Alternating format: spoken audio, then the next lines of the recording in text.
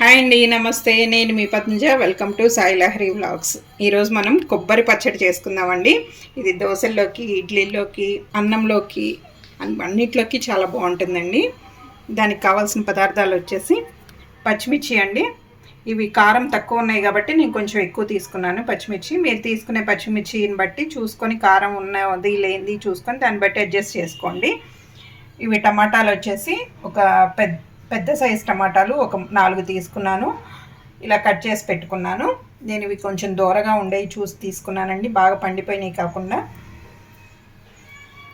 ఎండుమిరపకాయలండి కొంచెం ఒక 10-12 అలా ఉంటాయండి. ఇది పచ్చి కొబ్బరి తురుము అండి. పచ్చి కొబ్బరి తురుము కానీ ముక్కలు కానీ ఏదన్నా కానీ 1 కప్ తీసుకుంటున్నాను. ఇది పల్లీలు, పచ్చి పల్లీలే 2 టేబుల్ స్పూన్లు అండి. కొంచెం చింతపండు గుజ్జు ఉంటే తీసుకోండి, లేదు అంటే కనుక కొద్దిగా చిన్న సైజు నిమ్మకాయ సైజు అంత చింతపండు నానబెట్టి పెట్టుకోండి. ఈ చింతపండు గుజ్జు ఎలా చేయాలనేది మన ఛానల్లో అప్లోడ్ చేశానండి, ఒకసారి చూడండి. సాల్ట్, తాలింపు గింజలు, ఆయిల్, కొంచెం కొత్తిమీర, కరివేపాకు. ఎలా చేయాలో చూద్దాం రండి. ముందుగా కడాయి పొయ్యి మీద పెట్టుకొని 1 టేబుల్ స్పూన్ ఆయిల్ వేసుకోండి.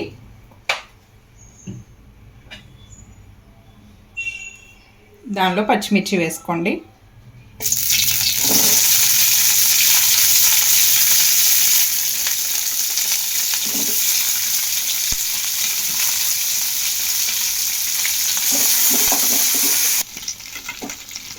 ఈ పచ్చిమిర్చిని కొంచెం త్వరగా వేయించుకోండి. కొంచెం వేగితే చాలు. దీనిలో ఇది కొంచెం వేగాక ఎండుమిర్చి వేసుకుందాము. ఇదిగోండి, పచ్చిమిర్చి కొద్దిగా వేగినాయి కదా. ఇప్పుడు దీనిలో ఎండుమిర్చి కూడా వేసేస్తున్నాను.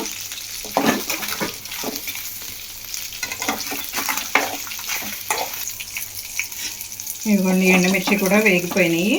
ఇవి ఒక ప్లేట్లోకి తీసేస్తున్నాను.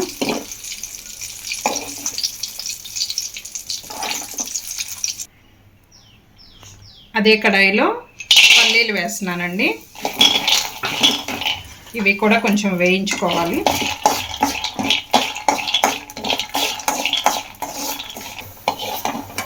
ఇవి కూడా ఈ పచ్చిమిరపకాయల ప్లేట్లోకే తీసేసుకోండి, వేగిపోయినాయి బాగా. అదే కడాయిలో ఈ కట్ చేసి పెట్టుకున్న టమాటా ముక్కలు కూడా వేసేసేయండి.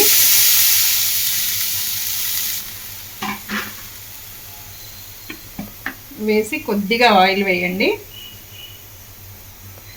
1 టేబుల్ స్పూన్ వేసానండి.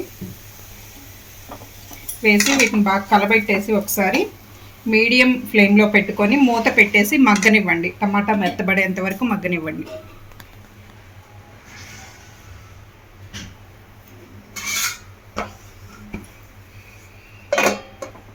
టమాటా మగ్గిపోయింది కదా. ఇప్పుడు దీనిలో ఈ కొత్తిమీర కూడా వేస్తున్నాను. వేసేసి ఊరికట్లా కలిపేస్తున్నానండి. పొయ్యి కట్టేసే ఉంది, జస్ట్ ఆ వేడికి మగ్గిపోతుంది. ఒకసారి అలా కలపెట్టుకోండి.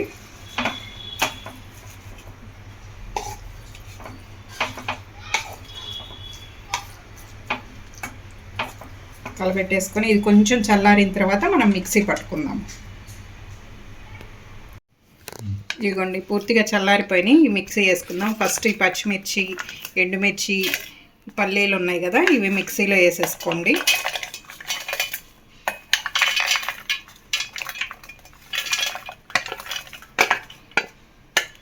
దీనిలో కొద్దిగా సాల్ట్, ఈ చింతపండు గుజ్జు వేసేయండి. చింతపండు గుజ్జు కూడా వేసేసిన తర్వాత ఒకసారి మిక్సీ పట్టుకోండి. ఇదిగోండి, ఇలా ఒకసారి మిక్సీ పట్టేసుకున్న తర్వాత ఇప్పుడు దీనిలో ఈ టమాటా మొత్తం వేసేయండి. కొత్తిమీర, టమాటా ఉంది కదా, ఇది కూడా వేసేయండి.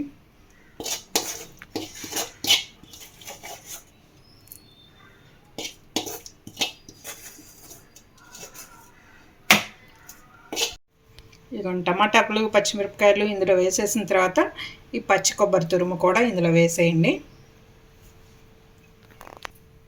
వేసేసి ఇప్పుడు దీన్ని మళ్ళీ ఒకసారి మిక్సీ పట్టుకుందామండి.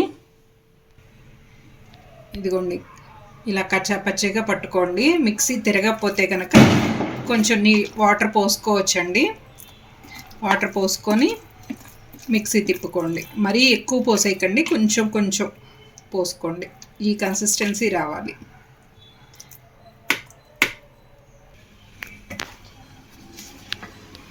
ఇదిగోండి పచ్చడికి ఇప్పుడు తాలింపు పెట్టుకుందాము. కడాయి ఇందాకడితే పొయ్యి మీద పెట్టానండి. దానిలో ఒక 2 టేబుల్ స్పూన్ల ఆయిల్ వేసాను. ఆయిల్ కొద్దిగా వేడైందండి. దీనిలో 1 స్పూన్ పచ్చిపప్పు, 1 స్పూన్ మినప్పప్పు, కొద్దిగా ఆవాలు, కొద్దిగా జీలకర్ర,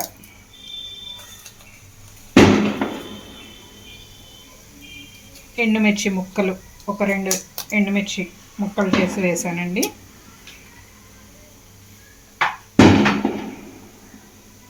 ఈ పప్పులు కొద్దిగా వేగిన తర్వాత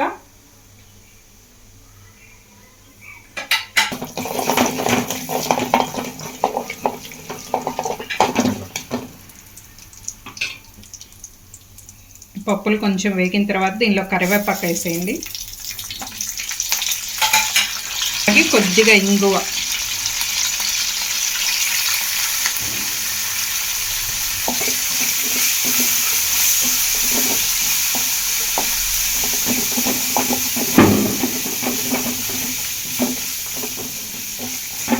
దీనిలో ఇప్పుడు మనం నూరుకున్న పచ్చడి మొత్తం వేసేయండి.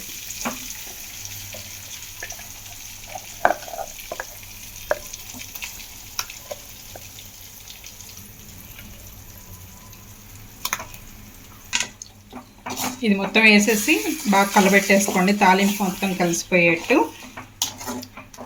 మనం టమాటాలు దోరకాయల్ని తీసుకున్నాం కాబట్టి మనకి తెల్లగా కనిపిస్తుందండి పచ్చడి. అదే మనం పండు టమాటాలు తీసుకున్నాం అనుకోండి, కొంచెం ఎరుపు వస్తుంది. టేస్ట్ అయితే ఏం తేడా ఉండదండి, కలర్ మాత్రమే కొంచెం డిఫరెన్స్ ఉంటుంది. చాలా బాగుంటుందండి చట్నీ ఇది. అదే మీరు దోశలు ఇడ్లీల్లో కనుకోండి, దీనిలో కొద్దిగా పక్కకు తీసుకొని ఇలాగా వేరే గిన్నెలోకి దానిలో కొద్దిగా లైట్ వామ్ వాటర్ కలుపుకోండి. గోరువెచ్చని నీళ్లు కలుపుకొని కొద్దిగా కన్సిస్టెన్సీ లూజ్గా చేసుకొని వాడుకోవచ్చు.